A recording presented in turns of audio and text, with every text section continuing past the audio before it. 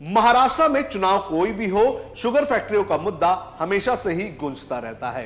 अब आने वाले दिनों में महाराष्ट्र में विधानसभा के चुनाव होने हैं। ऐसे में अजीत पवार और बीजेपी से जुड़े शुगर फैक्ट्रियों को बड़े पैमाने पर लोन दिए जाने का मुद्दा चर्चा में आने लगा है। क्या है यह पूरा मामला, आपको इस खबर में बताते हैं। नमस्कार, आप देख रहे हैं लोकमत हिंदी और मेरा नाम है सोनू कनौजिया। महाराष्ट्र की शुगर फैक्ट्रियां हमेशा से ही कर्ज लेने, कर्ज ना चुकाने, दिवालिया होने और राजनेताओं से संबंध होने को लेकर चर्चा में रही हैं। इसी बीच अब नेशनल कोऑपरेटिव डेवलपमेंट कॉर्पोरेशन ने महाराष्ट्र की 13 शुगर फैक्ट्रियों को 1898 करोड़ रुपए का लोन देने का ऐलान किया है। इनमें सबसे बड़ी चौंका देने वाली बात यह है कि इन 13 में से 5 शुगर फैक्ट्रियां अजीत पवार के एनसीपी से जुड़े हुए नेताओं की बताई जा रही है, तो वहीं 5 शुगर फैक्ट्रियां बीजेपी से जुड़े हुए नेताओं की बताई जा रही हैं। यह भी बताया जा रहा है कि एक फैक्ट्री जिसे लोन देने का ऐलान किया गया है वो कांग्रेस से जुड़ी हुई है। National cooperative development corporation ministry of cooperation के अंतर्गत काम करता है, जो केंद्रीय गृह मंत्री अमित शाह के पास 2021 से है।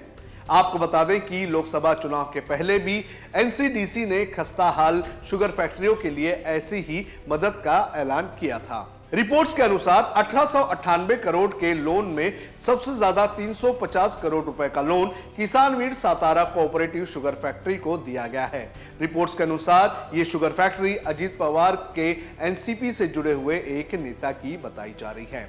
वहीं रिपोर्ट्स में यह भी बताया गया है कि इतना ही लोन एक श्री तात्या साहेब कोरे वाराना कोऑपरेटिव शुगर फैक्ट्री जो कि कोल्हापुर में है उसे भी दिया गया है। कहा यह भी जा रहा है कि यह शुगर फैक्ट्री बीजेपी के एक नेता से जुड़ी हुई है। इसके अलावा विधायक विनय कोरे, मकरंद पाटिल और प्रकाश सोलंके की शुगर फैक्ट्रियों को भी कर्ज देने का ऐलान किया गया है। जानकारी के अनुसार ये जो लोन इन शुगर फैक्ट्रियों को दिया गया है, ये लोन कैपिटल लोन है, जिससे फैक्ट्री वर्करों की पगार, कंपनी का मेंटेनेंस, गन्ना किसानों का बकाया और पेंशन देने के लिए इस्तेमाल कर सकती है। ये लोन इन बैंकों को 8 साल के फ्लोटिंग रेट ऑफ इंटरेस्ट पर दिया गया है, जिसमें 2 साल का मोरेटोरियम पीरियड भी बताया जा रहा है।